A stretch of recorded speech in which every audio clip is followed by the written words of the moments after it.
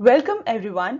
सो आज हम 7 अप्रैल टू 9 अप्रैल के न्यूज़लेटर जर्नल वीडियो स्टार्ट कर रहे हैं और इसमें सारे इंपॉर्टेंट टॉपिक्स हैं जो भी आए हैं इन 3 दिनों में।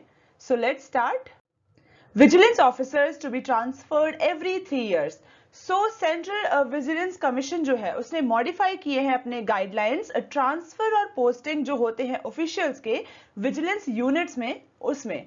सो ये ऐसा क्यों किया गया है क्योंकि कोई भी विजिलेंस ऑफिसर अगर 3 साल या एक जगह पे बहुत साल सर्व करता है तो वहां पे चांसेस बढ़ जाते हैं कि वहां पे ट्रांसपेरेंसी खत्म हो या फिर जो अननेसेसरी कंप्लेन्स हैं, जो एलिगेशंस हैं और कोई भी फायदा ना उठा सके किसी पोजीशन का या पावर का। सो इन सब चीजों को कम करने के लिए ये स्टेप लिया गया है कि हर एक जगह पर कोई भी ऑफिसर सिर्फ और सिर्फ 3 साल सर्व करेगा और उसके बाद उसे दूसरी जगह पे पोस्टिंग देनी चाहिए। और जो भी ऑफिसर्स हैं जिन्होंने 5 years तक एक जगह पर सर्व किया है उनको टॉप प्रायोरिटी बेसिस पे शिफ्ट पोस्टिंग देनी चाहिए हमें, और ऐसा अभी स्टार्ट हो जाएगा होना।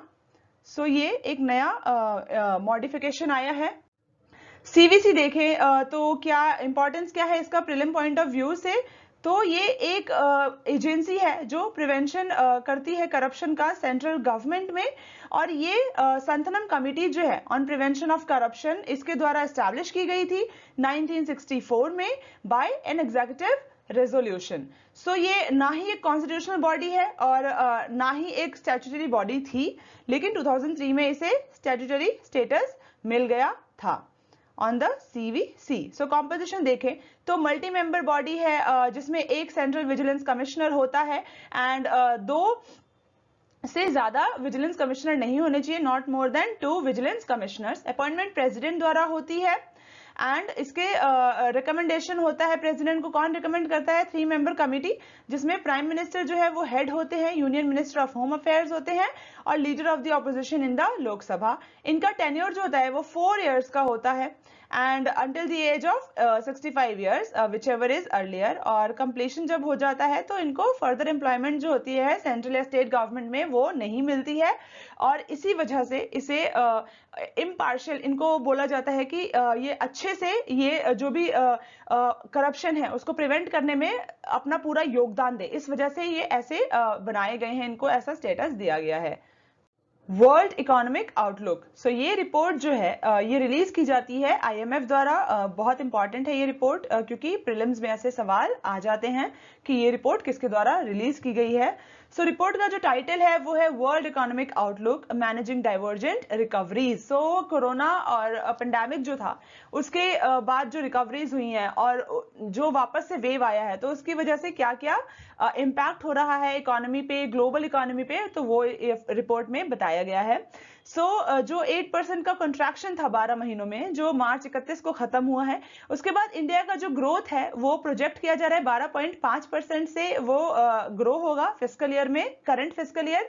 और जो सेकेंड वेव आया है कोरोना का तो इसकी वजह से भी काफी ज्यादा इम्पैक्ट होगा किन पर? अनस्किल्ड यंग एंड वुमेन पे, जो अनइवन रिकवरीज हो रही है उसकी वजह से भी, और इस जो कोरोना के केसेस आए हैं उसकी वजह से जो सीवियर डाउन साइड रिस्क है ग्रोथ आउटलुक का इकोनॉमी पर, तो ये सारे रीजंस जो हैं काफी अफेक्ट करेंगे हमारे इकोनॉमिक ग्रोथ पर। ग्लोबल इकोनॉमी का देखें तो यहाँ पे जो एक्सपेक्टेड ग्रोथ है उसको बोल रहे हैं कि 6% पे वो रिबाउंड करेगा और जो कॉन्ट्रैक्शन था पिछले साल का वो 3.3% था। और साथ ही साथ सिग्निफिकेंट डाइवर्जेंसेस जो हैं with in and between countries वो भी देखी जा सकती हैं। जैसे यहाँ पे कंट्रीज का सारा डेटा दिया गया है कि कौन सी कंट्री कौन सी इकोनॉमी किस रेट पर प्रोजेक्ट करेगी ग्रोथ को। एंड ग्लोबल ग्रोथ की बात करें तो वो सेटल होगी 3.3% पे मीडियम टर्म में। एंड एवरेज एनुअल लॉस की बात करें पर कैपिटा जीडीपी पर तो वो जो है 5.7% है लो इनकम कंट्रीज में और 4.7% है इन इमर्जिंग मार्केट्स। और एडवांस इकोनॉमीज में जो लॉस होगा एनुअल लॉस जीडीपी का वो होगा 2.3%। सो जो 21st सेंचुरी है वो काफी ज्यादा क्राइसिस देखने को मिला है जो कि बहुत सारे डिफरेंट सेक्टर्स जो हैं उनको इम्पैक्ट कर रही है। सो एग्जाम्पल्स हैं जैसा कि 2007 और 8 के फाइनेंशियल क्राइसिस थे, अभी तक हम वहां से उभरे भी नहीं थे कि कोविड-19 पेंडेमिक जो है उसने आके दस्तक दे दिया और बुरी तरह से इसने इकोनॉमी ग्रोथ और ग्लोबली हर एक कंट्री को अफेक्ट किया है। सो इकोनॉमिक सुनामी हो गया, अपहीवल्स हो गए, डिसलोकेशन हो गए, every sphere of human activity, हर जगह पे crisis and accompanying health crisis, जिसने किसी भी एक नेशन को भी नहीं छोड़ा है कोविड-19 ने। सो काफी ज्यादा क्राइसिस देखने को मिला है हमें 21st सेंचुरी में। एंड पॉलिटिकल क्राइसिस की बात करें तो हर एक कॉन्टिनेंट में हमने series of political and strategic crisis देखे हैं। म्यांमार में देख लें तो रीसेंट एग्जाम्पल है, काफी क्लासिक एग्जाम्पल है म्यांमार का। सो डिसइंफॉर्मेशन है और जो डिस्टॉर्शंस हैं caused by an overload of fake information, सो ये भी काफी ज्यादा एक सिस्टमैटिक और मल्टी डायमेंशनल क्राइसिस जो है वो हम फेस कर रहे हैं, देख रहे हैं। जो कॉन्सिक्वेंसेज है काफी ज्यादा अनप्रिडिक्टेबल है एंड ये जो डेमोक्रेसी है इसको काफी ज्यादा अफेक्ट करती है ये सारी चीजें, क्राइसिस। सो रीजंस क्या है कि जो रीजंस देखे जाए तो पब्लिक इंस्टीट्यूशंस जो हैं और जो भी हायर इंस्टीट्यूशंस हैं या जो लोग हैं जिन्हें पावर में रखा जाता है, तो उन्हें अपना फंक्शन जो है, रोल अच्छे से प्ले करना चाहिए, पूरा ट्रांसपेरेंसी, अकाउंटेबल होना चाहिए उनको। तो अगर वो ऐसा नहीं करते तो ऑब्वियसली ये सारी क्राइसिस होंगी, प्रॉब्लम्स होंगी। सो इलेक्शंस जो हैं वो no holds barred battle for power बन गई हैं।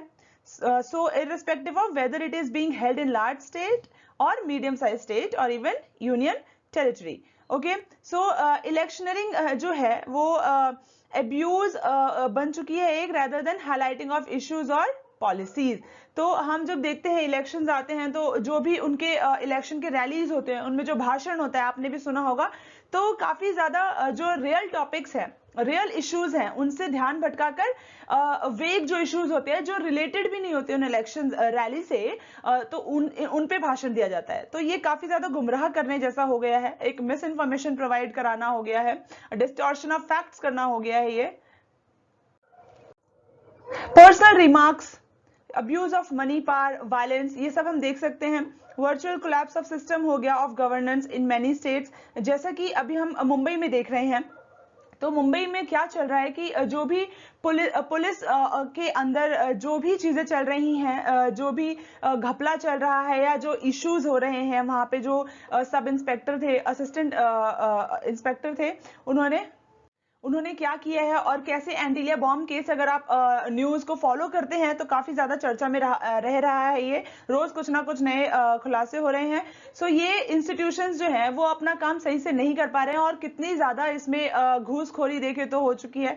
तो ये सारे इंस्टीट्यूशंस काफी ज्यादा लैक कर रहे हैं अपने काम करने में, या प्रॉब्लम्स हो रही हैं इनकी वजह से, वायलेंस हो रहा है, एब्यूज ऑफ पावर हो रहा है, एब्यूज ऑफ मनी हो रहा है।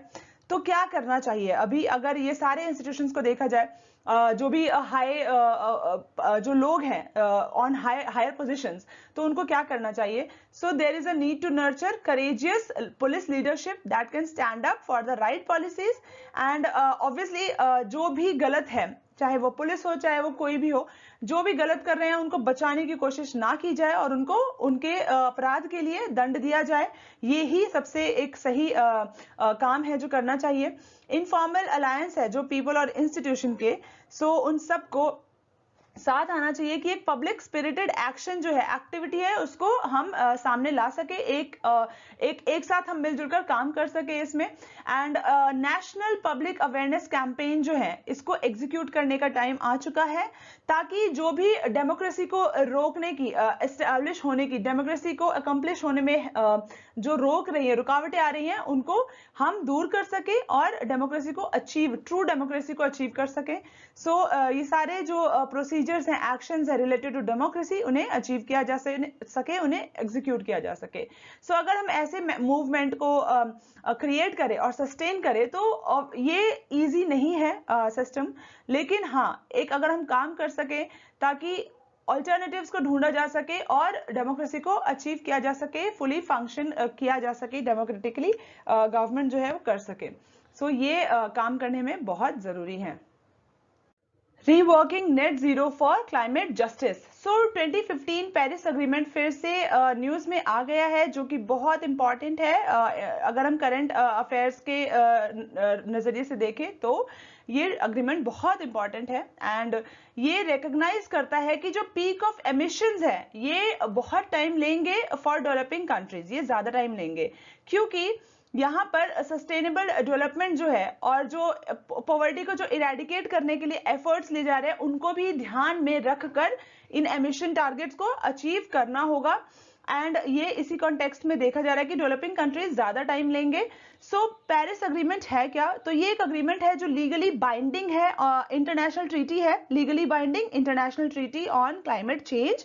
ये अडॉप्ट किया गया था by 196 parties to COP21 in Paris, और इसका जो गोल है is to limit global warming to well below 2, preferably to 1.5 degrees Celsius compared to pre-industrial levels. So, जो अभी ये issues आ रहे हैं पेरिस ट्रीटी में वो क्या है? सो नेट जीरो को देखें तो ये रेफर करता है balance between the amount of greenhouse gas produced and the amount removed from the atmosphere. So इससे हम नेट जीरो के टारगेट को अचीव करते हैं। सो पेरिस ट्रीटी में जो इश्यूज है वो ये है कि ये जो ट्रीटी है it does not consider the equity principle. So article 2 जो है पेरिस अग्रीमेंट का वो कंफर्म करता है the purpose of implementing the commitments in order to reflect equity and the principle of common but differentiated responsibilities and respective capabilities in the light of different national circumstances. So ये equity principal को follow नहीं करता और जो treaty है ये focus नहीं करती on the cause of the problem, that is the जो एक्सेसिव यूज है एनर्जी का for high level of well being. और यहाँ पे जो कॉस्ट ऑफ पुअर है उनको भी इग्नोर किया जाता है। Early capping of energy use का बोलते हैं कि अर्ली कैपिंग जो है एनर्जी का वो अफेक्ट नहीं करेगी ग्रोथ के पुअर को, पुअर का जो ग्रोथ है उसको अफेक्ट नहीं करेगी अगर हम एनर्जी का अर्ली कैपिंग करते हैं।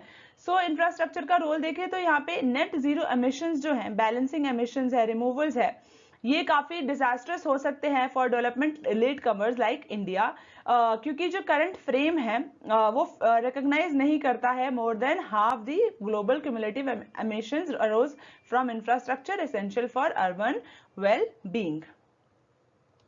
जो डेवलप्ड नेशंस है उन्होंने तो अपना जो भी कार्बन था उन्होंने एमिट करके अपने आप को स्टेटस पे पहुंचा लिया कि वो अब डेवलप्ड बन चुके हैं, लेकिन डेवलपिंग नेशंस जो हैं उनके ऊपर अभी प्रॉब्लम है कि वो कितना भी कार्बन एमिट करेंगे तो उतना ही उनको रिड्यूस करना होगा एटमॉस्फेयर में। सो ये डेवलपिंग नेशंस के लिए एक डिसएडवांटेज हो चुका है, क्योंकि अब उनके डेवलपमेंट में ये काफी प्रभाव करेगा carbon emission. So net zero emissions जो है ये डिजास्टर्स क्यों होंगे इंडिया के लिए? क्योंकि जो इंफ्रास्ट्रक्चर का डेवलपमेंट है ये बहुत वाइटल है फॉर डेवलपिंग कंट्रीज एंड ये कंट्रीब्यूट करता है कार्बन एमिशंस को भी। सो जो मिडिल क्लास है डेवलपिंग कंट्रीज का, इनको इंफ्रास्ट्रक्चर चाहिए, मोबिलिटी चाहिए, बिल्डिंग चाहिए, डाइट चाहिए and there will be a need for half the available carbon space for their development. So India का यंग पॉपुलेशन है एंड जो फ्यूचर एमिशंस होंगे वो इंफ्रास्ट्रक्चर, बिल्डिंग, इंडस्ट्री से आएंगे। इस वजह से जो कंपेरेबल लेवल्स है of well being with major economies उनके कंपैरिजन में उतना नहीं पहुंच पाएगा इंडिया अगर ये सब चीजों में डेवलपमेंट नहीं हुई। What needs to be done? So India को जरूरत है कि जो यूनिक नेशनल सर्कमस्टांसेस है with respect to food, energy, transportation system, इनको चेंज किया जाए। इनके जो डाइटरी पैटर्न्स है इंडिया में उन पे चेंजेस लाए जाए और जो कटिंग डाउन है द ट्रांसपोर्ट सिस्टम इसमें भी चेंजेस लाए जाए। ऑल्टरनेटिव्स ढूंढने चाहिए कोल यूज के, ताकि जो हम शिफ्ट कर सके रिन्यूएबल एनर्जी और हाइड्रोजन की तरफ अगर हमें इलेक्ट्रिफिकेशन करनी है। सो पेरिस अग्रीमेंट में रिफॉर्म्स जो है वो क्या होने चाहिए कि जो भी चेंजेस हैं वो होने चाहिए in line with the sustainable development of countries with per capita emissions below the global average. और जो वेरीफाइबल मेजर्स हैं वो भी वेल बीइंग जो है विद इन इकोलॉजिकल लिमिट्स उसके अंदर ही होने चाहिए। इंटरनेशनल कोऑपरेशन होना चाहिए ताकि जो टेक्नोलॉजी का जो शेयरिंग होता है of electric vehicles, hydrogen as fuel, इनमें काफी शेयरिंग और हो सके और मिलजुल कर एक साथ सब बढ़ सके और कार्बन एमिशन में सबको उसे हटाने में हेल्प मिल सके। Prelim bytes, reports by the Indian monetary fund. तो ये कौन कौन सी रिपोर्ट्स रिलीज करता है IMF? First is global financial stability report and second अभी हमने पढ़ा था world economic forum outlook. Paris climate accord एक लीगली बाइंडिंग इंटरनेशनल ट्रीटी है जैसा मैंने आपको बताया, और 196 कंट्रीज ने साइन किया है, अडॉप्ट किया है इसको। सो इसका एम क्या है? ऑब्जेक्टिव है कि to achieve the long term temperature goal. 8th April, PM to launch vessel for the Seychelles. So prime minister Narendra Modi ji ने अभी हैंड ओवर किया है fast patrol vessel to Seychelles coast guard and ये दिया गया है अंडर, और ये किस चीज का पार्ट होगा? Of a high level virtual interaction between the Indian leader and the president of Seychelles. So ये जो इवेंट है इसके दौरान जो लीडर्स हैं वो इनॉग्रेट करेंगे 1 megawatt solar power plant and the magistrates court building project in Mahe, जो लार्जेस्ट आइलैंड है, एंड जो मजिस्ट्रेट कोर्ट है will help the Seychelles in centralising the legal and administrative processes जो स्प्रेड ओवर है different regions of the nation. So prelims point of view से देखें तो क्या इंपॉर्टेंट है? Fast patrol vessel PS Zoroaster. So ये 4th ship है जो गिफ्ट की है इंडिया ने सेशेल्स को ताकि वो मैरीटाइम सर्वेलेंस जो है उनको स्ट्रेंथन कर सके। फर्स्ट 3 जो है वो थी PS Topaz, PS Constant and patrol boat Hermes, और ये बिल्ड की गई थी Garden Reach Shipbuilders and Engineering द्वारा बिल्ड की जाएगी। सो ये यूजफुल है for multi purpose operation such as patrolling, anti smuggling, anti poaching, search and rescue. RBI extends a fresh support of rupees 50,000 crore to NABARD and others. Why in news? So RBI ने extend किया है fresh support to all India financial institution for new lending in FY22. Objective क्या है? ताकि mitigate किया जा सके impact of pandemic and aid economic revival. NABARD जो है will be provided a special liquidity facility of 25,000 crore एक साल के लिए, ताकि एग्रीकल्चर जो है और एग्रीकल्चर से रिलेटेड अलाइड एक्टिविटीज जो है, rural, non farm sector, non banking, financial companies, micro financing institutions, इन सबको हेल्प मिल सके, इन सबको सपोर्ट मिल सके। SLF जो है 10,000 करोड़ का वो एक्सटेंड किया जाएगा to the national housing bank एक साल के लिए ताकि हाउसिंग सेक्टर को सपोर्ट मिल सके। सिडबी जो है इसको 15,000 crore under this facility provide कराए जाएंगे ताकि फंडिंग हो सके micro, small and medium enterprises की। ये जो भी फैसिलिटीज हैं ये अवेलेबल रहेंगी at a prevailing policy repo rate. And RBI ने बोला है कि ये एक कमेटी का भी गठन करेगी ताकि एक कॉम्प्रिहेंसिव रिव्यू जो है of the working of the ARCs financial sector ecosystem में उन पे ध्यान दिया जा सके और रिकमेंड किया जा सके suitable measures for enabling such entities to meet the growing requirements of the financial sector. Government mulling ways to boost yield from poppy. So union government ने डिसाइड किया है कि ये प्राइवेट सेक्टर्स की हेल्प लेगी production of concentrated poppy straw जो कि हम इंडिया के ओपीएम क्रॉप से पाते हैं। सो इससे क्या होगा? ये बूस्ट करेगी on the yield of alkaloids. Alkaloids क्या होते हैं? सो एल्कलॉइड्स जो है वो group of naturally occurring organic compounds होते हैं विच कंटेन नाइट्रोजन एटम्स और एटम्स। सो इनके स्ट्रक्चर्स में नाइट्रोजन एटम्स नेचुरली अकर होता है और ये मेडिकल पर्पसेस के लिए यूज किया जाता है एंड एक्सपोर्ट भी किया जाता है सेवरल कंट्रीज में। सो इंडिया जो है अमंग फ्यू कंट्रीज है जिसने परमिट किया है कल्टिवेट करना ओपियम पॉपी क्रॉप को for export and extraction of alkaloids, इसलिए भी ये इंपॉर्टेंट हो जाता है। सो ये जो एक्सट्रैक्शन है ये कहाँ किया जाता है? ये कौन कंट्रोल करता है? तो revenue department in the finance ministry ये कंट्रोल करता है। सो मिनिस्ट्री जो है वो स्विच करेगी टू न्यू टेक्नोलॉजीज, क्योंकि जो ट्रायल कल्टीवेशन रिपोर्ट सबमिट की गई थी प्राइवेट फर्म्स द्वारा, जिन्होंने दिखाया था कि जब हम कॉन्सेंट्रेटेड पॉपी स्ट्रॉ से एक्सट्रैक्शन करते हैं तो काफी हायर एक्सट्रैक्शन होते हैं। सो जो करंट एक्सट्रैक्शन है ओपीएम क्रॉप का यूजिंग सीपीएस, वो ज्यादा was found more than OPM gum. अब ये पॉसिबल है कि टू हैव 3 और more crop cycles in 1 year, ताकि हम सीपीएस वैरायटीज जो है सीड्स की उनको भी यूज कर सके। We use CPS varieties of seeds that can be grown in indoor green houses too. So India का जो ओपीएम क्रॉप एक्रेज है वो डिक्लाइन हो रहा है ओवर द इयर्स, एंड जब हम सीपीएस एक्सट्रैक्शन मेथड यूज करेंगे तो इससे क्या होगा कि ओकेजनल डिपेंडेंस जो है import of products like codeine जो मेडिसिनल यूजेस के लिए यूज किया जाता है उससे कम होगा, हमारा जो डिपेंडेंस है वो कम होगा अगर हम ये मूव लेते हैं।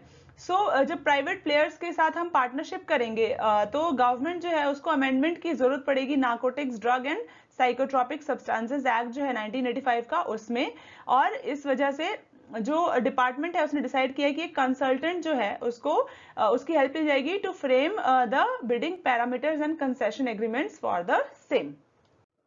Incentives for solar energy sector. Union cabinet जो ने अप्रूव किया है 2 production linked incentive scheme for white goods. White goods क्या होते हैं? लार्ज इलेक्ट्रिकल गुड्स है जो यूज किए जाते हैं domestically, such as refrigerators, washing machines, और यहाँ पे एयर कंडीशनर्स और एलईडी लाइट्स भी होती है, और high efficiency solar voltaic modules. Voltaics जो है वो क्या होते हैं? वोल्टेइक्स है एक ऐसा कन्वर्जन होता है of light into electricity using semiconducting materials that exhibit the photovoltaic effect, जो फिजिक्स में एक फिनोमेना है उससे के लिए ये यूज किया जाता है।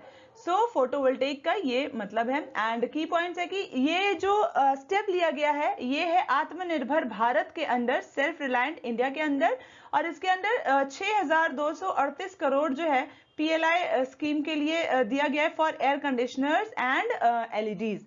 प्राइम ऑब्जेक्टिव जो है वो है कि make manufacturing in India globally competitive by removing social sectoral disabilities, creating economies of scale, ensuring efficiencies, और ये डिजाइन किया जा रहा है to create complete component ecosystem in India and make India an integral part of the global supply chains. इससे एक और चीज होगी कि डायरेक्ट एम्प्लॉयमेंट जो है वो 30,000 लोगों को मिलेगी, और इनडायरेक्ट जॉब्स जो है 1.2 लाख लोगों को मिलेगी। एंड स्कीम जो है would extend an incentive of 4 to 6% on incremental sales of goods, जो भी बनाया जाता है फॉर 5 years। एंड यहाँ बाकी सारे जो डेटा है वो दे रखे हैं। ये काफी ज्यादा इंपॉर्टेंट एक इनिशिएटिव लिया गया है जिससे कि 10,000 मेगावाट जो है additional capacity of solar photovoltaic plant, और इन्वेस्टमेंट जो है 17,200 करोड़ की फोटोवोल्टेइक मैन्युफैक्चरिंग प्रोजेक्ट्स में होगा। IIT Delhi researchers developed device to diagnose dengue within an hour. Researchers जो उन्होंने डेवलप किया है एक hand held surface enhance Raman spectroscopy based platform, ताकि जिससे अर्ली डायग्नोसिस हो सके डेंगू का, और डेंगू टेस्ट भी हो सके जिससे रिजल्ट 1 hour में आ जाए। जो पहले कन्वेंशनल डायग्नोस्टिक टूल्स थे like nucleic acid detection using reverse transcriptase polymerase chain reaction, जिसको हम RT-PCR भी बोलते हैं, ये टाइम टेकिंग प्रोसेस था और इसमें काफी एक्सपेंसिव इक्विपमेंट की भी रिक्वायरमेंट होती थी। एंड इस वजह से जो अभी जो हमारा ये डिवाइस है ये काफी चीप भी है और हैंडी भी है। एंड ये जो रिसर्च वर्क था ये फंडेड है इम्प्रिंट इंडिया प्रोग्राम द्वारा of the ministry of education with new age instrument and materials private limited as the industry partner. ये जो हैंडहेल्ड डिवाइस है ये सक्सेसफुली टेस्ट किया गया है क्लिनिकल ब्लड सैंपल्स जो कलेक्ट किए थे हंड्रेड्स ऑफ इंडिविजुअल्स द्वारा, और इसको रैपिड डिटेक्शन ऑफ HIV जो है इसमें भी हेल्प मिलती है। अब इम्प्रिंट इंडिया प्रोग्राम को देखें तो ये क्या है, ये एक ministry of human resource development का एक प्रोग्राम है जिसके तहत सैंक्शन होते हैं 1000 crore for phase 2 of impacting research innovation and technology, और इसको बूस्ट मिलता है, इस वजह से बूस्ट मिलता है रिसर्च और innovation in the country. So काफी इंपॉर्टेंट है ये programme. Abortion is a women's legal right to decide.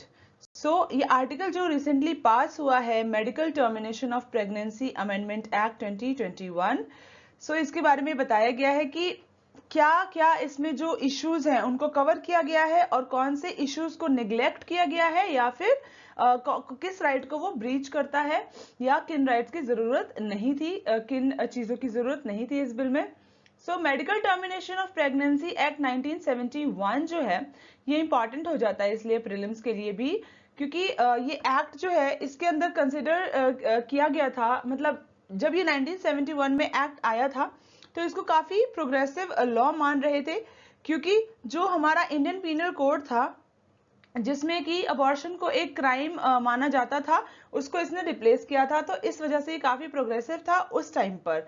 लेकिन सेक्शन 3 जो है एक्ट का वो प्रिस्क्राइब करता है 20 weeks as a limit to allow for abortion. इसके अंदर अबॉर्शन अबॉर्शन के लिए 2 डॉक्टर्स की जो सर्टिफाई करना बहुत जरूरी है कि कंटिन्यूएशन हो सके प्रेगनेंसी का, या फिर कोई रिस्क है तो उसे डिसकंटिन्यू कर सके या अबॉर्शन करा सके। एंड जो सेक्शन 5 है ये एक्सेप्शन देता है 20 वीक लिमिट का, कि एक अबॉर्शन जो है वो कराया जा सकता है अगर ये प्रेग्नेंट वुमेन की लाइफ पे बात आ जाए, तो अगर उसकी लाइफ डेंजर में है तो।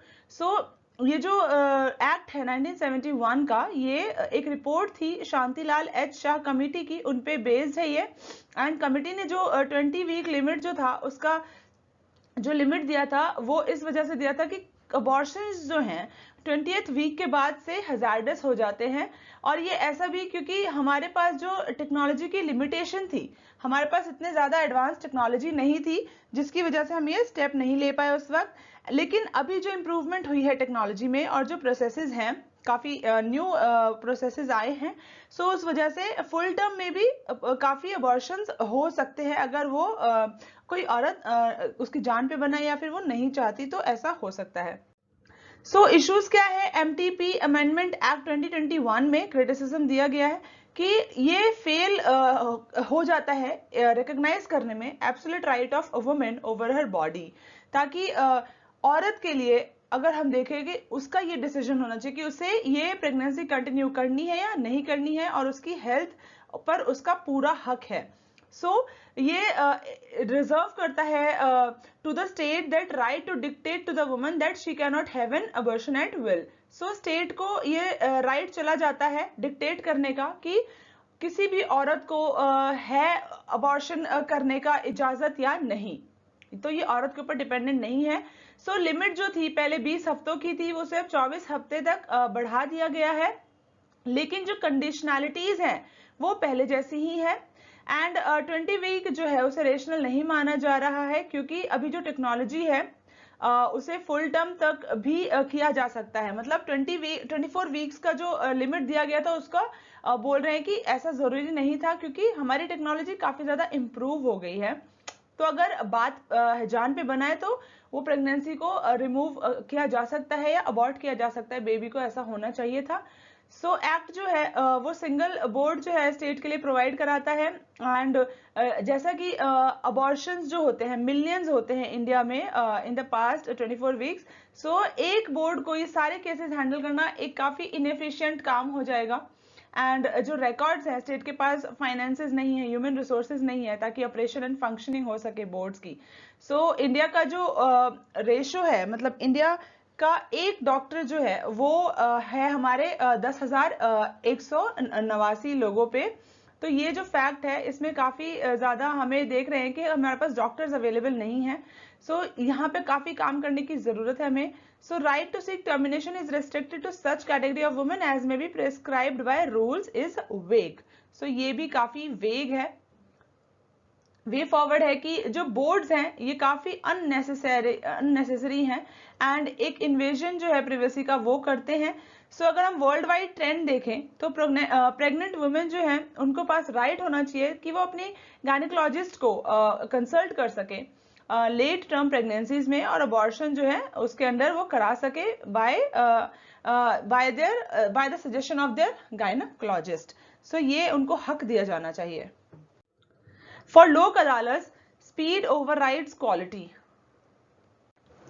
जो लोक अदालत हैं ये एस्टैब्लिश किए गए थे, इनका गोल क्या था, एम क्या था कि जस्टिस जो है उसे एक्सेसिबल और अफोर्डेबल बना सके फॉर ऑल। ये एक फोरम है ताकि जहां पे प्रॉब्लम्स है, crowded case dockets outside the formal adjudicatory system.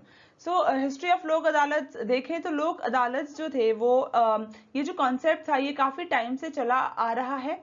And 1945 में हरि वल्लभ पारिख जो हैं डिसाइपल जो थे महात्मा गांधी के, उन्होंने इसे रंगपुर गुजरात में भी फेमस किया हुआ था। 1976 जो है कॉन्स्टिट्यूशनल अमेंडमेंट बिल जो है act 1976 inserted article 39A to ensure equal justice and free legal aid. ये लोक अदालत से काफी रिलेट करता है। And legal services authorities act 1987 जो है, जो इनेक्ट किया गया था पार्लियामेंट द्वारा और ये फोर्स में आया था 1995 में, to provide free and competent legal services to weaker section of the society and to organise Lok Adalat to secure that the operation of legal system promotes justice on a basis of equal opportunity। तो ये history है लोक अदालत की, इसे अच्छे से पढ़ लें। And advantages देखें लोक अदालत के, तो क्या है कि ये रिजॉल्व करता है huge pendency of cases in formal judicial system. हमारा जुडिशियल सिस्टम जो है वो कितना ज्यादा ग्रसित है, हमें पता है कि जजेस की जो संख्या है वो भी कम है और जो केसेस है वो लैक्स में है, और इस वजह से ये काफी हेल्पफुल हो जाता है रिजॉल्व करने में ह्यूज पेंडेंसी ऑफ केसेस को। एंड ये पार्टी ड्रिवन प्रोसेस है जैसा कि, तो ये एनकरेज करता है पार्टीज को कि वो एक एमिकेबल सेटलमेंट पे पहुंच पाए। कभी कभी lakhs of cases are disposed in a single day, ऐसा भी होता है, लेकिन which is not possible even in other alternate mechanisms like arbitration conciliation. Lok Adalat जो है is not bound by procedural laws like the code of civil procedure 1908 और the Indian evidence act 1872। ये किसी भी लॉ द्वारा बाउंड नहीं है, कोई भी फीस चार्ज नहीं होती पार्टीज द्वारा लोक अदालत में। ये अफोर्डेबल है टू एवरीवन, जैसा देखा हमने कि एक्सेसिबल एंड अफोर्डेबल किया जा सके जस्टिस को। इस वजह से लोक अदालत को लाया गया था।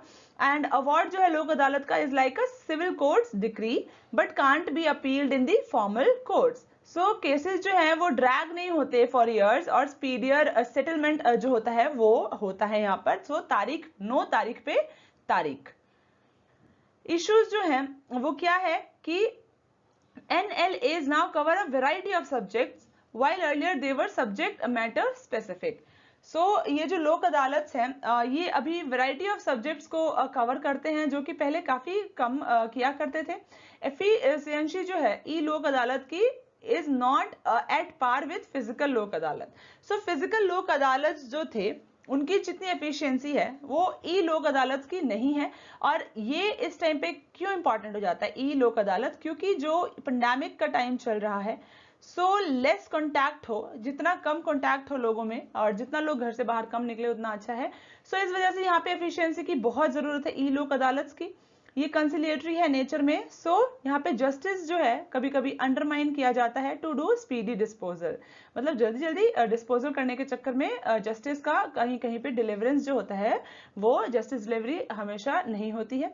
Unequal bargaining power exist between the parties.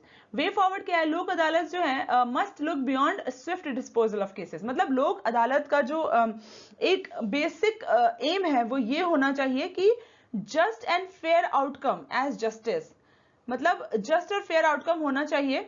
Justice hurried is justice buried, मतलब अगर जल्दबाजी में जस्टिस लिया तो जस्टिस नहीं मिल सकता है। इनका स्विफ्ट डिस्पोजल ऑफ केसेस नहीं होना चाहिए मेन एम होना चाहिए just and fair outcome as justice hurried is justice buried. There is a need to take some concrete and innovative steps legislature द्वारा और जुडिशरी द्वारा, ताकि इंप्रूव किया जा सके quality of justice rendered by अदालत्स। A way forward for trans persons. ये 13 members जो थे of the trans community have been selected recently as constable under the Chhattisgarh police. हमने पहले भी इस न्यूज को कवर किया था अपने वीडियो में। अगर आप फॉलो कर रहे हैं तो आपको याद होगा। It was a very good initiative and a very transformative initiative जिससे सोसाइटी पे काफ़ी असर पड़ेगा एंड हम एक्सेप्टेबल होंगे, हम एक पॉजिटिव एटीट्यूड होगा हमारा टूवर्ड्स ट्रांसजेंडर पीपल, जो कि बहुत ज़्यादा ज़रूरत है अभी इस अप्रोच की। एंड हमेशा से ही थी, लेकिन अभी भी हमें अगर हम सुधार ला सके सोसाइटी में तो बहुत अच्छा होगा। सो ये ट्रूली हिस्टोरिक एंड थ्रिलिंग था फॉर अ कम्युनिटी जिसका कोई भी लीगल रिकॉग्निशन अभी तक नहीं दिया था, till the supreme court in the NALSA versus union of India ruled that transgender person have the right to decide their self identified gender. So एक तमिलनाडु पुलिस में भी पहले इंडक्ट किए गए थे ट्रांसजेंडर्स को। स्टेप्स कौन कौन से लिए गए हैं ताकि एम्पावरमेंट हो सके ट्रांसजेंडर कम्युनिटी का, ये मेंस पॉइंट ऑफ व्यू से काफी इंपॉर्टेंट हो जाता है। 2014 जो सुप्रीम कोर्ट का जजमेंट आया था, जिसमें जो Chhattisgarh government constituted the third gender welfare board, जिसमें काफी वेलफेयर मेजर्स लिए गए थे in favour of trans people. Instructions issue किए गए थे सारे डिपार्टमेंट्स को कि third gender as an option include किया जाए ऑफिशियल डॉक्यूमेंट्स में, ताकि that require mentioning the gender और sex of a person. District level committees हैं वो एस्टैब्लिश की गई कि रिकॉग्नाइज किया जा सके members of the transgender community, और ये हेल्प करेगा इंप्लीमेंटेशन में of welfare scheme for their benefit. Sensitisation जो है वर्कशॉप का वो ऑर्गेनाइज कराया जाए स्टेट एंड डिस्ट्रिक्ट लेवल पे by the police department and police officers, क्योंकि हमारा जो एटीट्यूड है, हमारा जो बिहेवियर है वो हम चेंज कर सकें। Training capsules were prepared for police training and the police permitted the use of their sports ground for practice. So काफी ज्यादा initiatives लिए गए, steps लिए गए ताकि transgender people को help किया जा सके। इंटरनेशनल कन्वेंशंस अगर हम देखें तो ये transgender persons protection of rights act 2019 जो है, it paved the way for issuing a certificate of transgender identity. So इसका जो एसेंस है of international conventions like the Universal Declaration of Human Rights 1948, the International Covenant on Civil and Political Rights 1966 and Yogyakarta Principle 2006, तो ये इनके essence है। सो act जो है recognise करता है ट्रांसजेंडर पर्सन्स का legal right to self perceived gender identity in accordance with the principle of psychological test instead of the biological test. According to law, transgender person है उनको कोई भी डिस्क्रिमिनेट नहीं कर सकता against in any matter relating to employment by any establishment. So no discrimination on the basis of sex किसी भी employment में या एस्टैब्लिशमेंट में। सो वे फॉरवर्ड है कि यहाँ पे काफी ज्यादा एफर्ट्स की जरूरत है ताकि हम सोसाइटी में चेंज ला सके, लोगों के देखने के नजरिए को बदल सके, वो मोर एक्सेप्टेबल हो, पॉजिटिव हो टूवर्ड्स दिस मार्जिनलाइज्ड कम्युनिटी। और इम्प्लीमेंटेशन है जो लॉ का, it should be in letter and spirit to fulfil its objective. So society को जरूरत है रिमूव करने की अपनी बायसेस एंड एक्सेप्ट करने की ट्रांसजेंडर पीपल को as humans begins with humility, as human beings with humility. So ये काफी हमें जरूरत है इस इनिशिएटिव की अभी और हमारे अप्रोच को बदलने की। Prelim bytes tribal health collaborative Anamaya. So ये कोलैबोरेटिव है, मल्टी स्टेक होल्डर इनिशिएटिव है ट्राइबल अफेयर्स मिनिस्ट्री का, जिसे सपोर्ट किया है Piramal foundation and Bill and Melinda Gates foundation ने। इसमें कन्वर्ज होंगे efforts of various government and agencies and organisation, जहां पे हेल्थ को एनहांस करने की, न्यूट्रिशनल स्टेटस को एनहांस करने की जरूरत दिखाई जा रही है of the tribal communities of India. इसका एम है to build a sustainable high performing health ecosystem, ताकि एड्रेस किया जा सके की health changes faced by the tribal population of India. World Health Day 2021 ये सेलिब्रेट किया जाता है हर साल on April 7, ताकि रिकॉग्नाइज किया जा सके wide spread contribution of our medical faculty and the success of world health organisation. जो भी कंट्रीब्यूशन है हमारे मेडिकल फैकल्टी का, और उसको अप्रिशिएट किया जा सके, रिकॉग्नाइज किया जा सके। थीम है building a fairer and healthier world. 9th April, so double mutant strain named B.1.617. So ये डबल म्यूटेंट वायरस जो है साइंटिस्ट ने they had flagged last month as having a bearing on the spread of pandemic in India, has a formal scientific classification B.1.617. 7। ये जो variant है ये काफी common है इंडिया में और has a couple of defining mutations. ये mutations है E484Q एंड L425R, जो इनेबल करता है इस डिजीज को to become more infectious and evade antibodies. So ये जो वेरिएंट्स है ये इनेबल करता है वायरस को और भी ज्यादा इन्फेक्शियस होने में और एंटीबॉडीज जो हमारी बॉडी रिलीज करती है उसको इवेड करने में। तो इससे ज्यादा चांसेस हैं वायरस के बढ़ने के एंड हमारे हेल्थ पे अफेक्ट करने के। सो दो these mutations have individually been found in several other corona virus variants, इनका जो प्रेजेंस है टुगेदर ये पहली बार कोरोना वायरस जीनोम्स इंडिया में ही पाया गया है। एंड जो और वेरिएंट्स है कोरोना वायरस के जैसे B117, B.1.351, इनको टर्म दिया गया है the United kingdom and the south Africa variant, क्योंकि ये वहां पे म्यूटेशंस पाए गए हैं। And B.1.617 was first detected on December 7, 2020. Flow to plate handheld by the Indian state. So यहाँ जो state है that plays the leading role in provisioning the most critical aspect of life, water, sanitation, education, health, food and nutrition. जो role of state है वो काफी ज्यादा important हो जाता है, क्योंकि वही इन सब जो aspects है ये critical aspects of life इन पे ध्यान देता है और काफी ज्यादा policies जो बनाता है। So economic policies जो होती हैं तो वो काफी ज्यादा फर्क लाती है इन सब एस्पेक्ट्स पे। एंड इंडियन स्टेट जो है उसको कंटिन्यू करना चाहिए इंटरवीन करना इन मल्टीपल मार्केट्स, और इन्वेस्टमेंट्स की भी जरूरत है इंडियन स्टेट को करने की, ताकि जो वेलफेयर ऑफ फार्मर और कंज्यूमर है उन दोनों के वेलफेयर का ख्याल रखा जा सके। और जैसा कि हम देख रहे हैं कि कितने ही ज्यादा अभी फार्मर्स के प्रोटेस्ट जो चल रहे हैं इंडिया में, तो इस वजह से भी ये काफी ज्यादा इंपॉर्टेंट हो जाता है फार्मर्स प्रोटेस्ट ना करे और यहाँ पे फार्मर और कंज्यूमर के दोनों के वेलफेयर के बारे में सोचा जा सके। सो इसलिए ये यहाँ पे एडिटोरियल आया है। सो स्पेसिफिटीज जो है इंडियन एग्रीकल्चर की वो ये है कि हमारे पास जो है वैरायटी ऑफ लिमिटिंग फैक्टर्स हैं, मतलब अनसर्टेनिटीज जो है वेदर की और सॉइल फर्टिलिटी, वाटर अवेलेबिलिटी, मतलब किसी एक रीजन में बहुत ज्यादा वाटर है अवेलेबल तो किसी एक रीजन में वाटर अवेलेबल नहीं है। सो इसको बैलेंस करना, इन सब का ध्यान रखना, और ताकि इंक्रीजिंग रिटर्न्स आ सके, ये काफी डिफिकल्ट है टू अचीव इन फार्मिंग।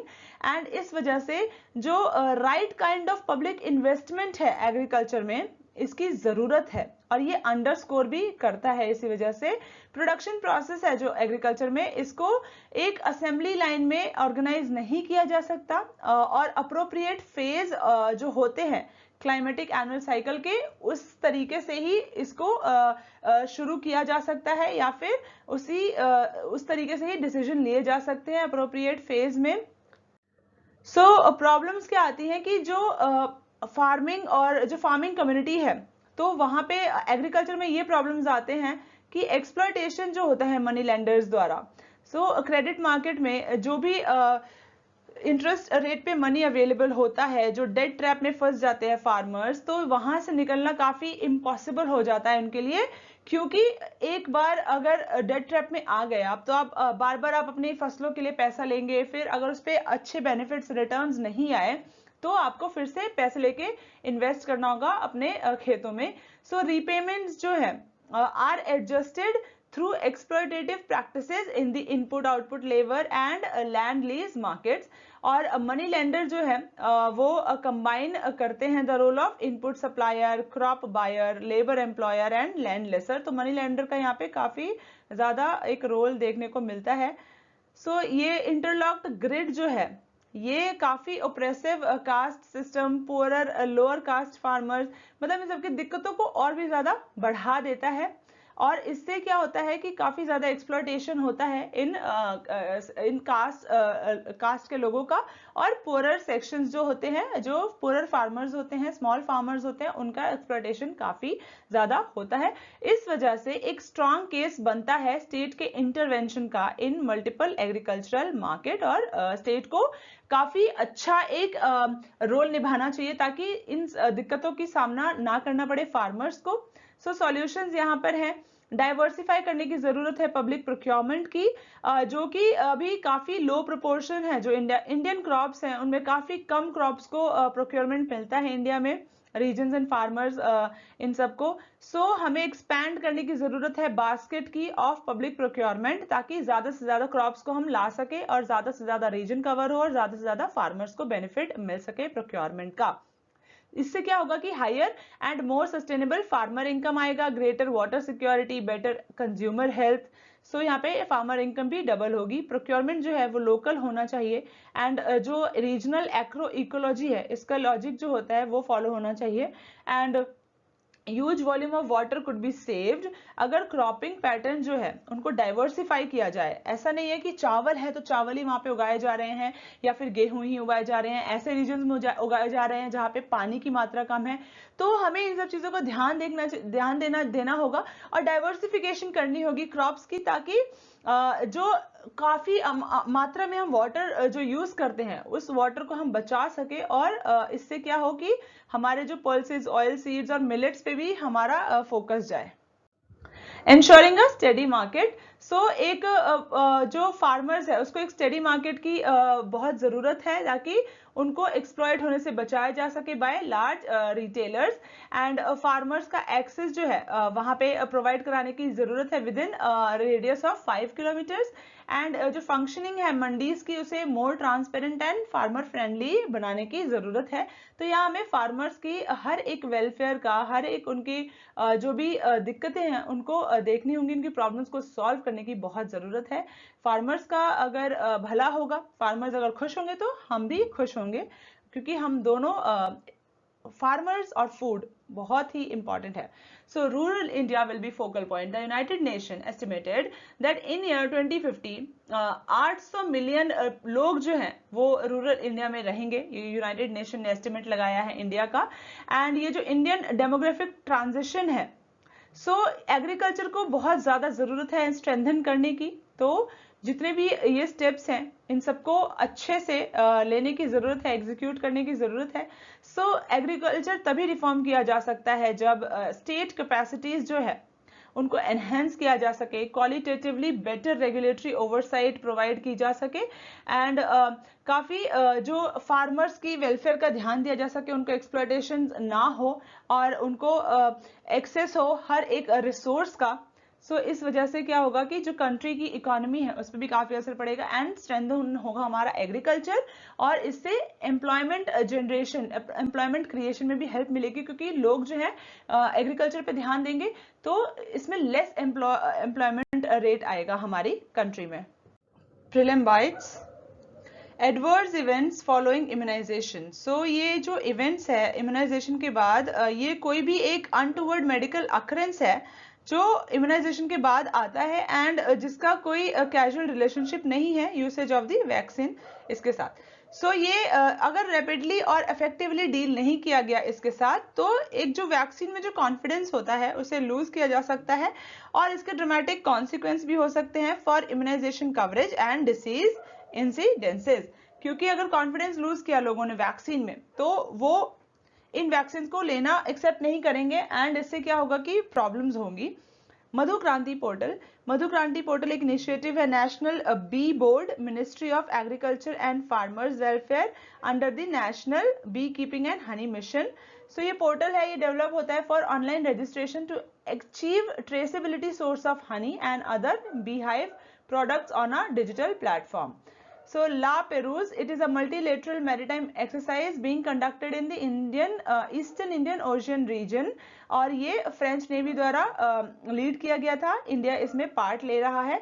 सो ये थे हमारे 7th, 8th एंड 9th के इम्पॉर्टेंट टॉपिक्स एंड आप अच्छे से पढ़े, अच्छे से प्रिपेयर करें। All the best.